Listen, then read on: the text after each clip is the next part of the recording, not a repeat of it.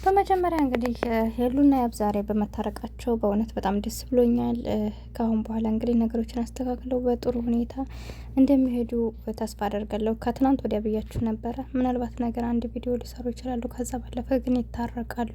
ግን ደግሞ በየደቂቃው እንደዚህ መጨቃጨቃቸው ለተመልካችም ሆነ ለነሱ ጥሩ አይደለም። የሰው ልጅ 5 ደቂቃም ቢሆን መናደድና እንደዚህ ባልሆነ ነገር ጨጓራውን ማቃጠል ለምን ማለት የሰው ልጅ ከተረጋጋ የሁሉም ነገር ይደርሳል። ሳይጣሉም ቢቆዩ ሰላም ይወርዳል።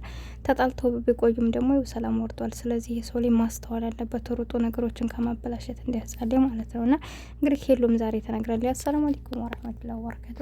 ውድና የተከበራችሁ ቻናል ቤተሰቦች እንዴት ናችሁ? ደህና ናችሁ ወይ? ያለሁ አልሐምዱሊላህ። ለቻናል አዲስ ከሆናችሁ ላይክ፣ ሼር፣ ሰብ እያደረጋችሁ አበረታቱኝ። ከጎን ሆናችሁ ለምታበረታቱኝ ውድ ሀገሬ ልጆች ከልብ ነው የማመሰግነው። እና እንግዲህ እንደነገርኳችሁ ያው ነገሮች ይፈጠራሉ፣ ነገር ግን መልሰው እንትን ይላሉ ማለት ነው። እና እንግዲህ ያብም ሆነ ሄሉ ህጻን ልጆች አይደሉም። ማሻአላ ብዙ ነገር ያሉ እኛ እንኳ ራሱ ከነሱ ብዙ ነገሮችን ተምረናል፣ ብዙ ነገሮችን አይተናል፣ ብዙ ነገሮችን ጭካኔንም፣ ጥሩነትንም፣ መቸኮልንም አለመቸኮልንም ምን ያክል ዋጋ እንደሚያስከፍል ምን ያክል ይቅርታ ልብ ደስ እንደሚል በቃ አይደለ ብዙ ነገር ታዩበታላችሁ። እውነት ለመናገር በእነሱ ህይወት እነሱ እንኳ ድራማ ቢሆን የሚሰሩት ግን ደግሞ ብዙ ነገሮችን ታያላችሁ። እና እንደዚህ አይነት ህይወት ደግሞ እኛም ሊገጥመን ይችላል። ምናልባትም እየኖር ነው ሊሆን ይችላል እንደዚህ አይነት ህይወትን። ግን መቸኮል ምን አይነት ዋጋ እንደሚያስከፍል፣ ማረጋጋት ደግሞ ምን ያክል ውጤታማ እንደሚያደርግ፣ እንዲሁም ደግሞ በመካከላችን 3 ወገንን በማስገባት 3ኛ ወገንን ስናስገባ ምን ያክል ከባድ እንደሆነና ምን ያክል ልባችን እንደሚሻክር ያየንበት አጋጣሚ ነው። እና በህይወታችሁ ማንንም አታስገቡ። ሁሌም የምላችሁ ነገር ቢኖር እንኳን ይቅርና በባልና በሚስት መካከል ኖርማል ራሱ አሁን እናንተ ከአሁን በፊት እናንተ አንድ ጓደኛ ይኖራችኋል፣ የሴት ጓደኛ ማለት ነው። የሴት ጓደኛ በሰፈራችሁም ሊሆን ይችላል፣ በስራ ቦታችሁም ሊሆን ይችላል። አንዲት ጓደኛ ትኖራችኋል። ግን 3ኛ ሌላ በመሀላችሁ ከገባኝ እማኑ ትጣላላችሁ። በቃ ወያችኛይቱ ታዋስድ ያለኝ ወይችኛይቱ የእናንተ የነበረችው ወደዛ አንዳንድ ነገሮች እንትን ከእናንተ የተሻለ ነገር ሊኖራት ናቸው ወይ ታስከዳችኋለኝ።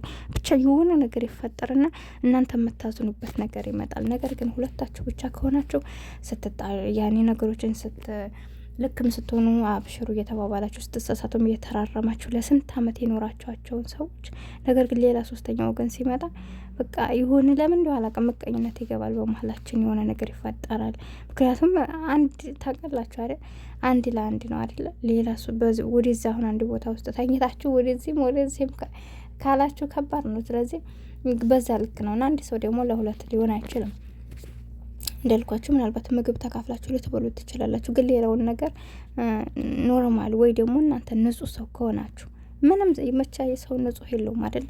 ምን 30 ንጹህ ብትሆኑ መቼም ሁሉም ሰው እናንተን ያስባል ማለት አይደለም። እናንተ ጥሩ እንኳ ብትሆኑ በዛ በጀርባችሁ ያሉት ከሁለት አንዳቸው የሆነ ነገር ይፈጠርባችኋል እና መጥፎ ነው። ስለዚህ ጓደኝነትን ችግር የለውም ከሆነ ይሆናል፣ ካልሆነ ትታችሁበት የሚሄዱት አጋጣሚ ነው። ምንም እነዛ ሰዎች ጋር ከቻላችሁ ትቀጥላላችሁ፣ ካልቻላችሁ ደግሞ ካላችሁበት ነገር ማቆም ትችላላችሁ። ካላችሁበት ቦታ ትታችኋቸው መሄድ ትችላላችሁ።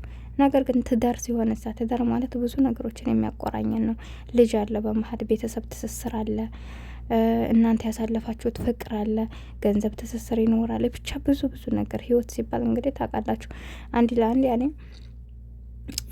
ማለት አንድ ሰው ሲያገባችሁ እናንተ ከዛ በኋላ ልክ ያን ሰው በሱ ውስጥ እናንተ አላችሁ። እናንተም ደግሞ አንድ ሰው ስታገቡ ትክክለኛው ፍቅር ነው የምላችሁ። ይሄ ዝም ብሎ የውሻውሻውን ሳይሆን ትክክለኛው የፍቅር ህይወት እንደዛ ነው።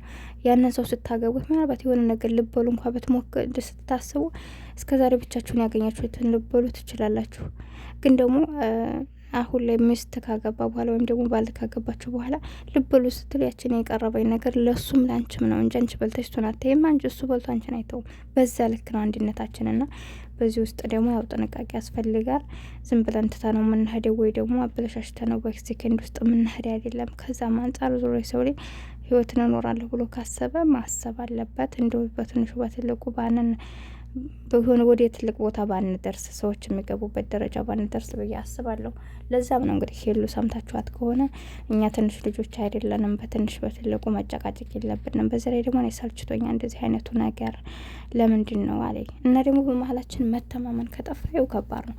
ስለዚህ አሁን ያብ እንግዲህ በሄሉ እምነት ቢኖረው ኑሮ ያን ቴክስት ተላከለት አይደለም ተላከልኝ ብሎ እንደዛ አንቧክር አይልም ነበረ። በንስ ብዙ ወንዶችን አይታችኋል አይደለም?